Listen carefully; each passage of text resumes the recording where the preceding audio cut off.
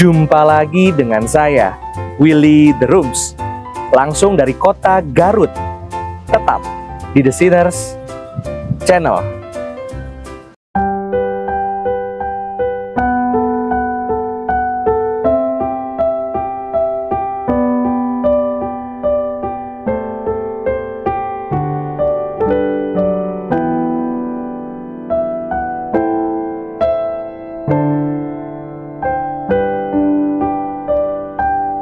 Bunyi bel dan lonceng yang memberitakan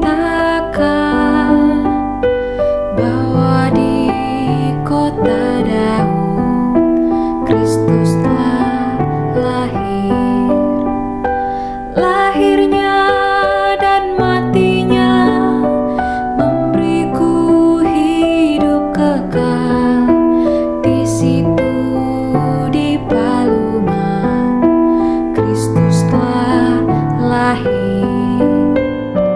Allah utus anaknya lahir bagi manusia, rela datang ke dunia memberikan hidup kekalnya. Bunyi bel dan lonceng yang memberitakan bahwa Dia telah lahir, kini tetap hiduplah.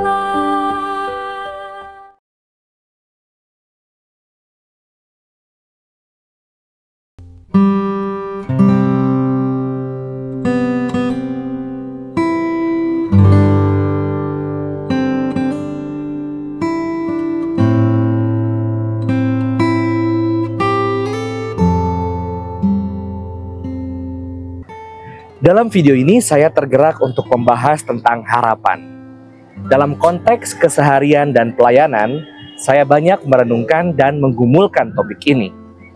Terutama jika kita juga melihat dan mempertimbangkan berbagai kondisi dan tantangan di sekitar kita.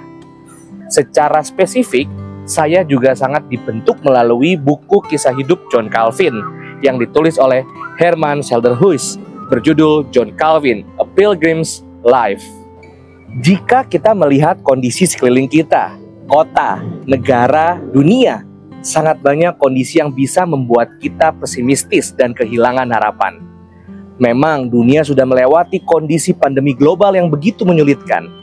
Namun per tahun ini, 2024, sangat banyak dinamika yang terjadi, seperti intrik pemilihan umum di Indonesia, presiden dan legislatif, dan berbagai negara, potensi krisis ekonomi, peperangan di berbagai negara, gelombang pemecatan oleh banyak perusahaan, sampai dengan potensi dan resiko terkait perkembangan kecerdasan buatan. Meskipun tahun ini terkesan berat dan mengkhawatirkan, kalau kita telusuri konteks sejarah, sepertinya zaman-zaman sebelumnya tidak kalah menantang. Generasi yang lahir tahun 1900 sampai 1960 mengalami banyak sekali tantangan mengerikan seperti Perang Dunia I dan II, pandemi influenza yang luar biasa, krisis ekonomi The Great Depression, dan dampak sosial ekonomi pada periode pasca Perang Dunia. Dalam periode lebih jauh lagi dalam konteks hidup John Calvin, era reformasi, kita juga dapat melihat tantangan-tantangan semacam ini. Saya akan menjabarkan poin-poin ini mengenai John Calvin dalam subtopik selanjutnya.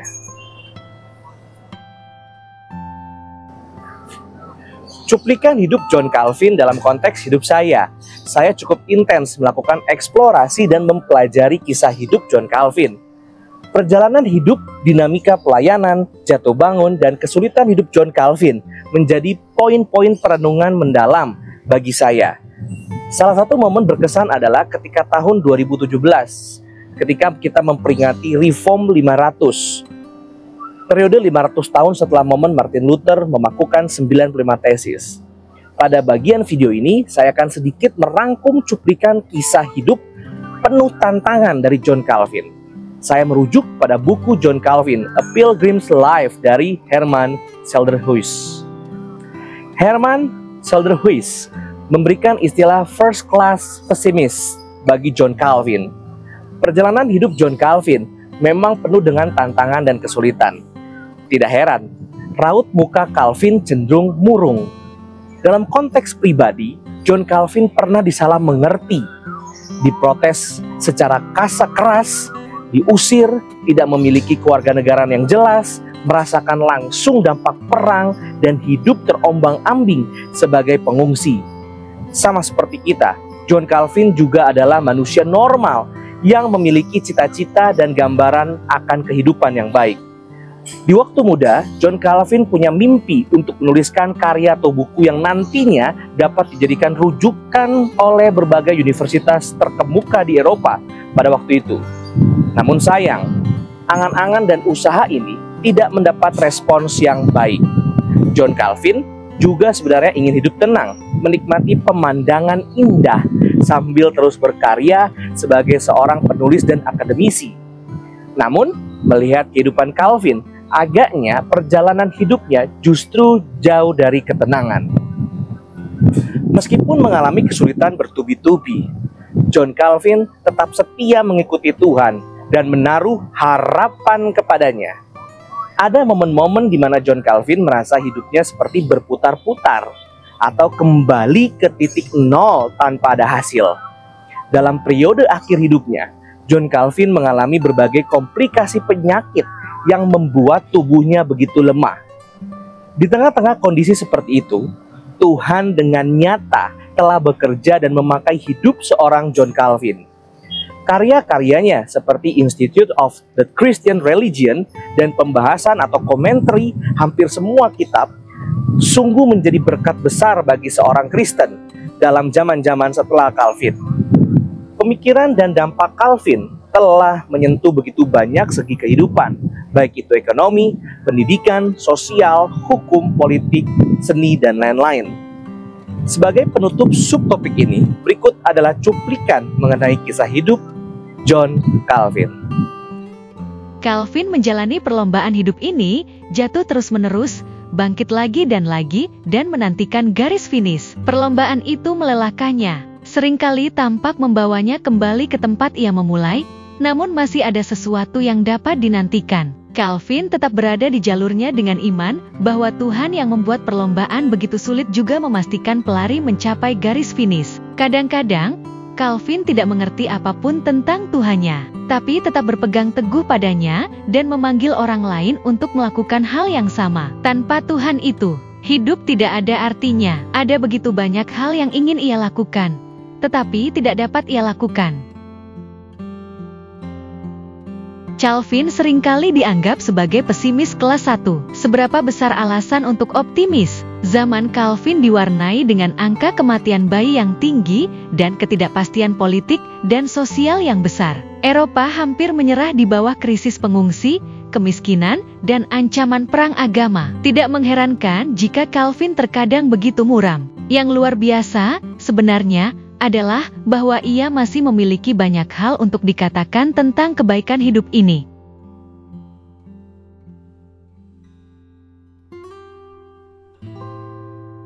Amsal 23 ayat 18.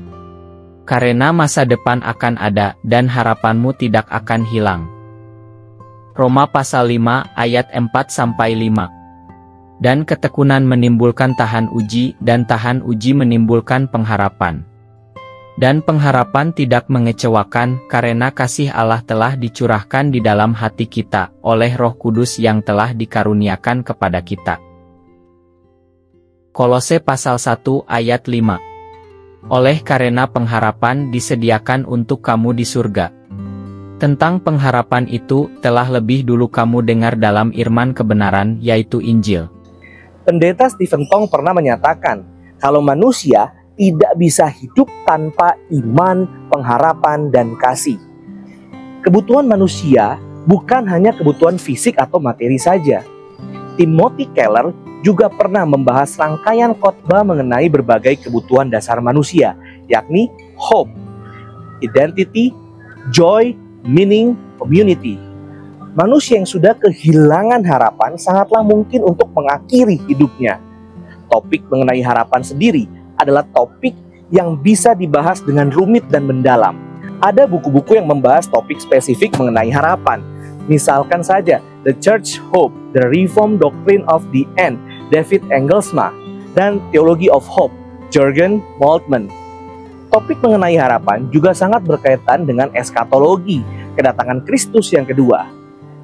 Dan apa yang menjadi pengharapan kita juga akan sangat memberikan pengaruh terhadap cara kita memikirkan dan menjalani hidup sekarang ini. Dalam periode-periode akhir, bagaimanakah kondisi dunia dan orang Kristen? Apakah penderitaan dan ketidakpastian akan makin meningkat dengan intens? Akankah makin banyak orang yang percaya dan diselamatkan? Akankah anugerah dan penopangan Tuhan masih terus bisa dirasakan dalam periode-periode yang sulit? Orang Kristen bukanlah kelompok orang yang takut akan kesulitan. Orang Kristen sadar bahwa dalam dunia yang sudah jatuh dalam dosa, pasti akan ada berbagai penderitaan dan kesulitan. Dalam konteks pengharapan Kristen, pengharapan itu juga sangat terkait dengan ketekunan dan tahan uji. Terlebih lagi, Allah terus memberikan penopangan, penghiburan, dan Roh Kudus yang juga sudah dikaruniakan kepada kita. Tentu, orang Kristen juga tidak bodoh atau naif.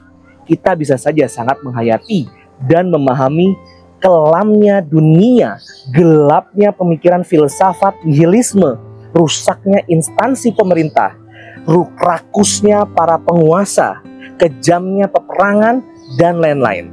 Berbeda dengan respon para kaum Stoik, kekristenan tetap membuka ruang untuk bersedih, menangis, meratap, dan bahkan bertanya kepada Tuhan. Merujuk pada buku Theology of Hope, kita menolak gerakan pengunduran diri atau eskapism orang Kristen dari dunia ini sebagai akibat dari penekanan yang terlalu condong akan kehidupan yang akan datang. Di sisi lain, kita juga menolak pengharapan yang dangkal dan terlalu ideal atau utopis akan dunia ini. Dalam konteks Johannes Calvin atau John Calvin, kita bisa tetap menghargai keindahan atau kebaikan dunia ini di sini dan sekarang, dan sekaligus tetap mengarahkan pandangan kita kepada kehidupan yang akan datang, mediation of future life. Kembali kepada buku Theology of Hope. Pengharapan orang Kristen diawali dengan kebangkitan Kristus. Melalui iman, orang percaya terikat kepada Kristus, dan oleh karena itu kita memiliki pengharapan akan kebangkitan Kristus dan pengetahuan bahwa Kristus akan kembali. Orang Kristen memiliki pengharapan yang menopang dan membawa setiap orang percaya melalui kehidupan, bahkan dalam konteks kehidupan yang begitu kelam dan penuh kesulitan.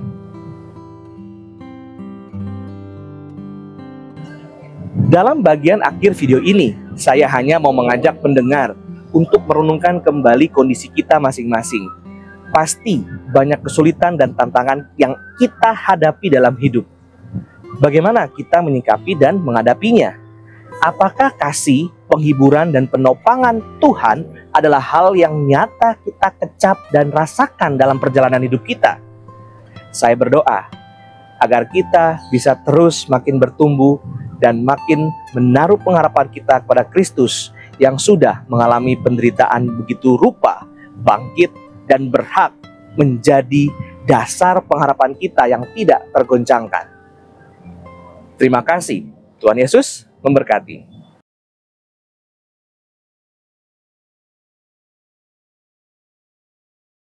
Haleluya.